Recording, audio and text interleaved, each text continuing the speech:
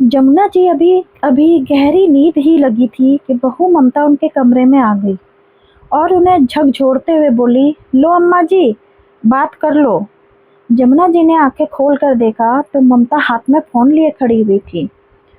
उसे इसे देखकर जमुना जी ने पूछा, किसका फोन है बहू? और किसका होगा? आपकी लाडली बेटी का है। जब देखो बस फोन खड़खड़ा देती है। ये भी नहीं देखती कि सामने वाला आदमी कोई ज़रूरी काम कर रहा होगा या कोई आराम कर रहा होगा। बिल्कुल भी नहीं सोचती कि किसी के आराम में ही खलल पड़ रहा होगा। जमुना जी के छोटे से सवाल पर ममता ने पूरा लेक्चर दे दिया। बहू, वो मेरी बेटी है, उसका दिल भी तो मेरे लिए दुखता ही होगा ना। अब मेरी तबीयत ठीक नहीं रहती है तो रोज़ फ़ोन लगा देती है, नहीं तो पहले कहाँ रोज़ फ़ोन करती थी। हाँ, हम तो आपका बड़ा दुख में रखते हैं, जो उसका दिल आपके लिए दुखता है। चिड़चिड़ाती हुई ममता ने कहा और आखिर फ़ोन उन्हें पकड़ाकर वहीं पास में खड़ी हो गई। आखिर यह भी तो सुनना ज़रूरी था कि जमुना जी अपनी बेटी से क्या बातें करती है। जमुना जी ने अपने कांपते हाथों से फ़ोन को अपने कानों पर लगाया और बोली, हाँ बिटिया, कैसी है तू? मैं ठीक हूँ अम्मा, तुम कैसी हो? बस बिटिया, अपनी ज़िंदगी के दिन गिन रही हूँ। अब तो शरीर भी साथ नहीं देता, बस भगवान उठा ले। अब तो अरे ना अम्मा, अभी तो बहुत लंबी उम्र है तुम्हारी। अभी तो पोते पोती नाती नातिनों की शादी देखना बाकी है। अब तो ना लगे है बिटिया कि तब तक ज़िंदगी जी पाऊंगी। बस तुम लोगों को भगवान सारी खुशी दे और हमेशा अपना आशीर्वाद बनाए रखे। कहते कहते अम्मा को खांसी चलने लग गई। ममता ने अम्मा के हाथ से फ़ोन लेकर काट दिया और अम्मा को पानी का गिलास पकड़ाकर वापस रसोई में चली गई। अम्मा ने जैसे तैसे अपने कांपते हाथों से 2 घूंट पानी पिया और गिलास रखने लगी तो हाथ से गिलास टूटकर गिर गया। अचानक गिलास गिरने की आवाज़ सुनकर ममता दौड़ी दौड़ी कमरे में आई। गिलास को ज़मीन पर गिरा देखकर जमुना जी पर चिल्लाने लगी कि ये क्या अम्मा जी, आपसे गिलास भी रखते नहीं बनता। गिरा दिया या पानी और कर दिया ना फर्श गीला। अब मेरा काम फैला दिया। अब मैं घर का काम संभालूं या आपको संभालूं या आपके बिगड़े काम को संभालूं। बहू, हाथ कांप रहे थे इसलिए गिलास गिर गया। हाँ हाँ, सब समझती हूँ मैं। फ़ोन पकड़कर बेटी से तो बात कर लेते हो आप, तब तो आपके हाथ बिल्कुल भी नहीं कांपते, पर जहाँ मेरा काम फैलाना हो वहाँ आपके हाथ कांपने लग जाते हैं।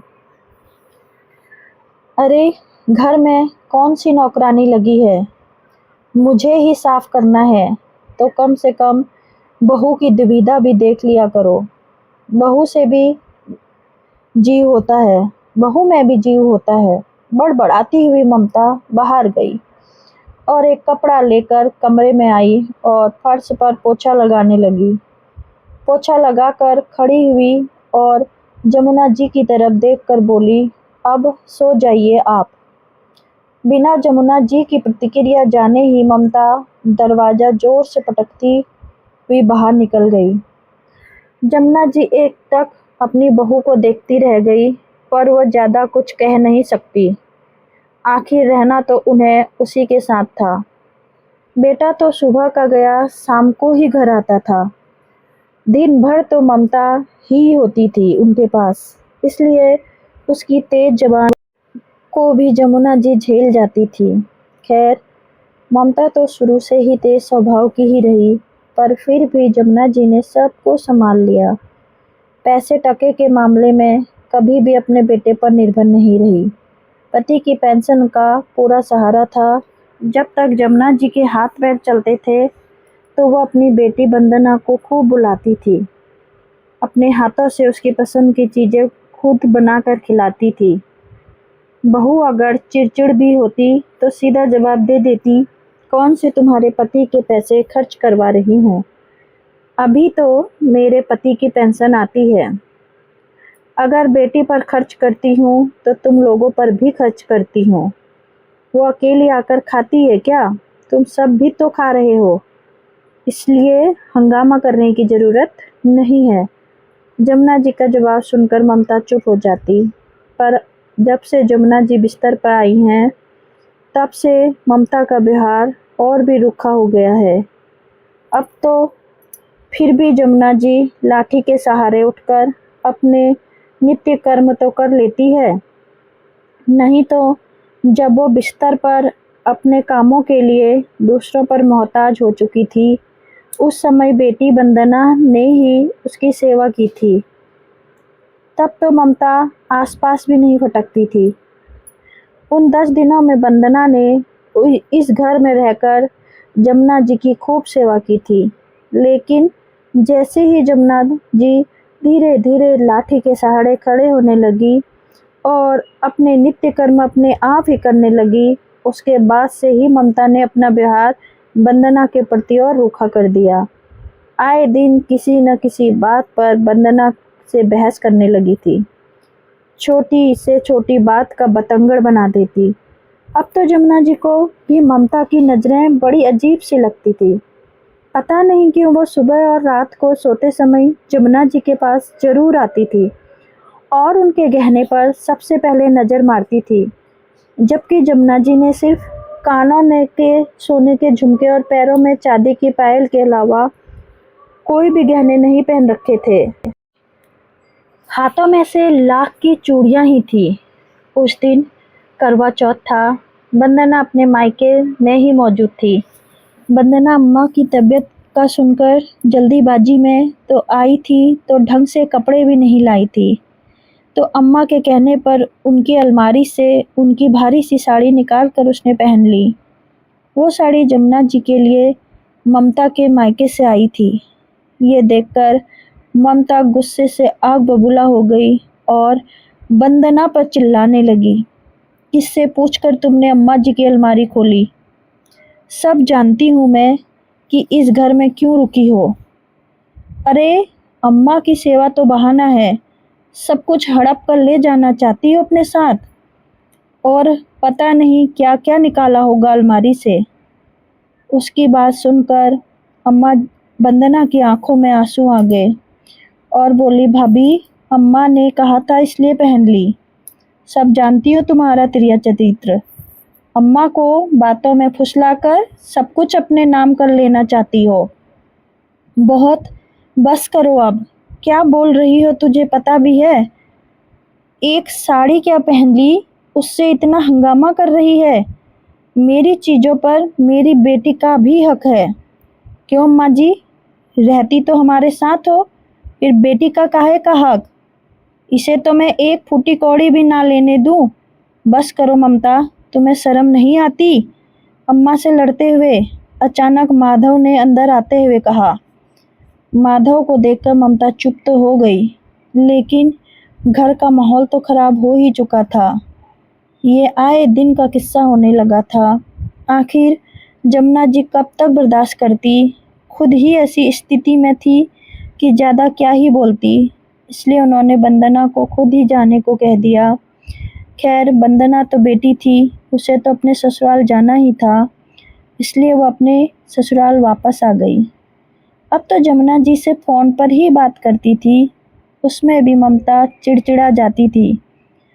कई बार तो वो जानबूझकर बात भी नहीं करवाती थी। खुद से भी कुछ होता नहीं है और बेटी वंदना को भी आने देती नहीं है। पता नहीं मन में क्या वहम पाल रखा है। ममता को ऐसा क्यों लगता है कि वंदना कहीं संपत्ति में से हिस्सा ना मांग ले और अम्मा मरने से पहले दे भी ना जाए। बेटा माधव भी ज़्यादा कुछ कहता नहीं था, क्योंकि रोज़ घर की शांति भंग होने लगी थी, इसलिए अम्मा ने ही उसे चुप रहने के लिए कह दिया। खैर जमुना जी अपने पलंग पर जैसे तैसे उठी और लाठी का सहारा लेकर बाथरूम की तरफ जाने लगी, लेकिन पता नहीं क्यों आज पैर लड़खड़ा गए और वह जमीन पर गिर पड़ी। अचानक कमरे में गिरने की आवाज़ सुनकर बहू कमरे में आ गई और जमुना जी को गिरा हुआ देखकर बोली, अरे अम्मा जी, क्या हाथ पैर तुड़वाने का इरादा है? यदि हाथ पैर टूट गए तो मुझसे तो नहीं होगा आपकी सेवा। जैसे तैसे झल्लाती हुई ममता ने जमुना जी को सहारा देकर पलंग पर बैठाया। पलंग पर लेटते ही जमुना जी ममता से बोली, बहू, मेरे शरीर में बिल्कुल जान नहीं रही है। कब मेरे प्राण पाखेरु उड़ जाएं, एक बार वंदना को यहाँ बुला दे। मैं उसे बस एक बार देखना चाहती हूँ, उससे मिलना चाहती हूँ। ठीक है, बुला दूंगी कहकर जमुना जी को ममता वहीं छोड़कर अपने कमरे में आ गई। पता नहीं अपनी बेटी को क्या देने के लिए बुला रही है। मैं तो बिल्कुल फ़ोन नहीं करूँगी। मन ही मन सोचती हुई ममता ने वंदना को फ़ोन करना ठीक नहीं समझा। रात को माधव घर पर आया तो अम्मा के कमरे में गया। वहाँ अम्मा को सोता हुआ देखकर वापस बाहर आ गया। सुबह उठकर जब जमुना जी के कमरे में गई ममता, तो जमुना जी के प्राण पखेरु उड़ चुके थे। पर उसे इस बात का बिल्कुल मलाल नहीं था कि उसने जमुना जी के कहने के बावजूद भी वंदना को बुलाया नहीं, बल्कि बिना वक्त गवाए वो फटाफट अम्मा के शरीर पर से गहने निकालने लगी। लेकिन जब तक माधव भी उठकर आ गया, उसे अम्मा के शरीर पर से गहने उतारते देखकर माधव बोला, क्या कर रही हो तुम? अम्मा के गहने क्यों उतार रही हो? तुम्हें पता है ना, अम्मा के गहने पहनकर रखना बहुत पसंद है। अरे अब काहे की पसंद, अम्मा तो गई। अचानक ममता के कहने पर माधव फटाफट अम्मा के पास गया और उनके शरीर को छू कर देखा तो अम्मा का शरीर ठंडा पड़ चुका था। शायद काफ़ी देर पहले ही उनकी मौत हो चुकी थी। तुम्हें शर्म नहीं आ रही है? अम्मा के गहने निकालने में लगी हो। बता नहीं सकती थी कि अम्मा अब छोड़कर जा चुकी है? अरे अम्मा तो जा चुकी है, कहीं गहने भी ना चले जाएं, इसलिए निकाल रही हूँ। अभी लोग आ जाएंगे तो सबसे पहले गहने ही हटाएंगे। कौन लोग आकर हटाएंगे? माधव ने प्रश्न किया तो ममता उसे घूरते हुए बोली, तुम्हारी बहन। और कौन? वही एक है जिसकी नज़र है इन गहनों पर। इसके आगे माधव ने कुछ नहीं कहा, बस कुछ देर तक ममता की लालच भरी नज़रों को देखता रहा, जबकि ममता अपने काम में लगी रही। थोड़ी देर बाद उसने वंदना और बाकी रिश्तेदारों को फ़ोन कर अम्मा के संसार से कूच कर जाने की खबर दी। जब क्रियाक्रम हो गया तो वंदना वापस अपने पति के साथ जाने लगी। तब वंदना से बोला, माधव, वंदना, तू तो इस घर की बेटी है, तुझे तो कम से कम 15 दिन यहाँ रुकना ही चाहिए। नहीं भाई, जिस घर से अम्मा ने खुद ही जाने को कह दिया था, वहाँ मेरा रुकना ठीक नहीं है। फिर तुम तो सब कुछ जानते ही हो। अपने स्वाभिमान की रक्षा तो मुझे खुद ही करनी है।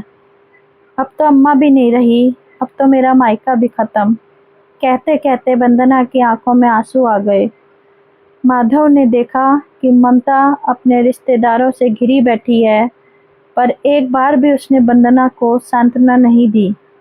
सच, आज वाकई उसकी बहन का मायका ख़त्म हो रहा था, पर फिर भी माधव ने भी वंदना को रोका नहीं। वंदना अपने पति के साथ बाहर आ गई। दोनों रवाना होने ही वाले थे कि इतने में माधव फिर वंदना के पास आया और एक छोटी सी पोटली उसे देकर बोला, वंदना, ये अम्मा ने तेरे लिए दिए थे, ये ले जा। ये अम्मा का आशीर्वाद है।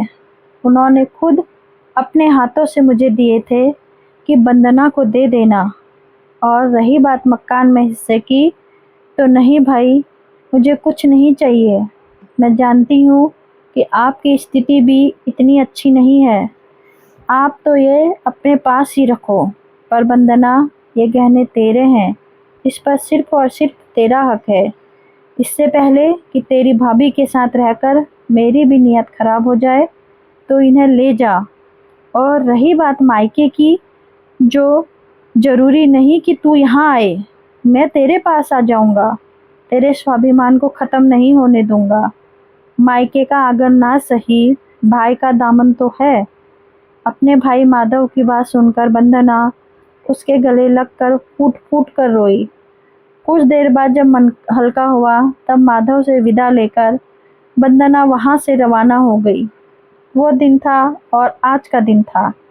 वंदना कभी भी अपने मायके के घर में नहीं गई।